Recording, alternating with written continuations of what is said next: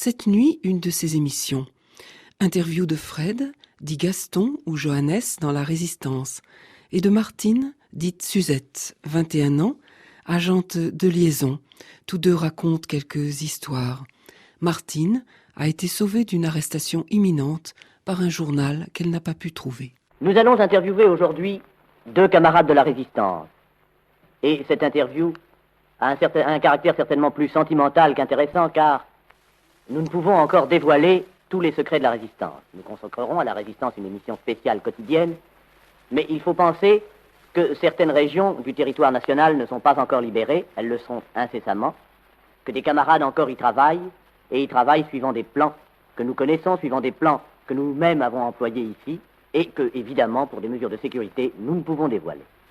Mais nous voudrions cependant faire parler 2 camarades de la Résistance, un garçon et une jeune fille, qui ont appartenu à des services travaillant en étroit rapport avec celui auquel j'appartenais.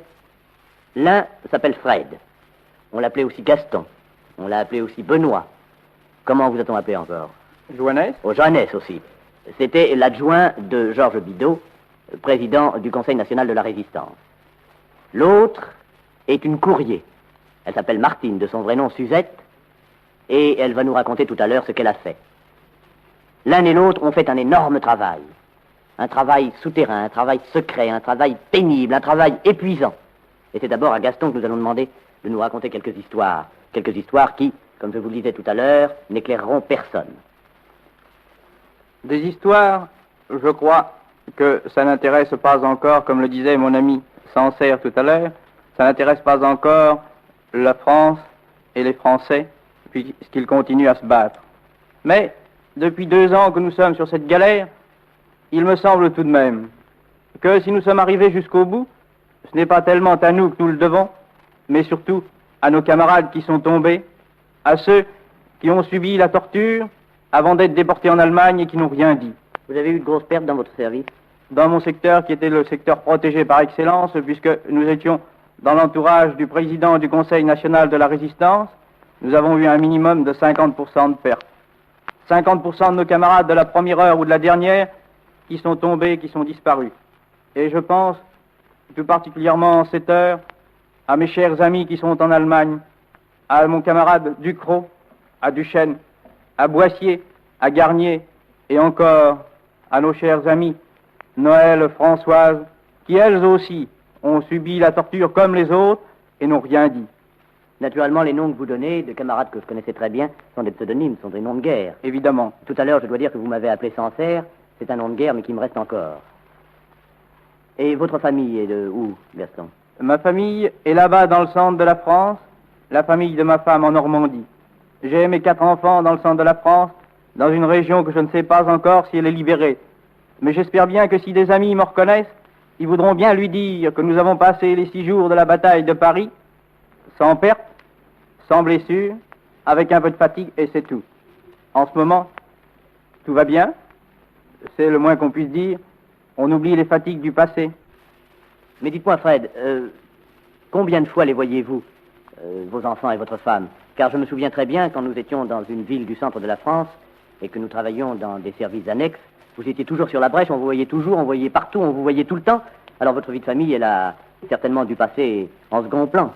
Eh bien, depuis 2 ans, j'ai eu malgré tout une énorme chance, celle de les voir à peu près régulièrement, chaque semaine ou tous les 15 jours. Vous avez beaucoup voyagé, vous assuriez des liaisons aussi. J'assurais un certain nombre de liaisons personnelles et plutôt confidentielles. J'ai fait chaque semaine un minimum de 1200 km, 2 nuits dans le train et parfois plus. Je n'ai jamais dépassé 2800 km dans la même semaine. Eh bien, Fred, quand nous pourrons, au micro de la radio de la Nation française, dévoiler les secrets de la Résistance, je vous demanderai de revenir et de nous donner plus de détails, de nous raconter tout ce que vous avez fait, de nous raconter tout ce que les camarades du service ont fait. Ce sera avec beaucoup de plaisir, mais je dois dire tout de même que j'ai eu, pour moi, une chance inouïe, celle de circuler toujours sous ma véritable identité, ce qui, vous en conviendrez, n'a pas été donné à tout le monde. Ah non, moi personnellement j'ai changé 4 fois. Vous voyez que je suis encore parmi ceux qui ont été le plus heureux, et j'ai beaucoup moins de mérite que ne veut m'en attribuer mon camarade Sancerre. Mais écoutez Fred, dans les services de la Résistance, vous aviez la réputation d'être le spécialiste de la prudence. Et vous avez la preuve, c'est que vous êtes là près de nous maintenant et nous en sommes bien heureux. Eh bien, nous voudrions poser quelques questions aussi à notre camarade Martine. Notre camarade Martine, il faut que je vous la présente, c'est une jeune fille de... On peut dévoiler votre âge, Martine, de 21 ans. Vous avez 21 ans. Eh bien, Martine, dans la Résistance, a fait un travail énorme. Je voudrais aussi qu'elle me dise quelques mots sur le travail des femmes de la Résistance. Voyez-vous, il y avait d'abord les femmes des camarades de la Résistance, celles qui ne participaient au travail souterrain que nous avons mené que comme femmes. Elles suivaient leur mari, elles participaient aux efforts, mais indirectement. Tandis qu'il y a eu des jeunes filles, il y a eu des femmes qui ont travaillé dans la Résistance, qui portaient des plis dangereux, qui portaient des renseignements militaires, qui portaient toutes sortes de choses dans des trains constamment surveillés et qui, suivis par la police, les dépistaient.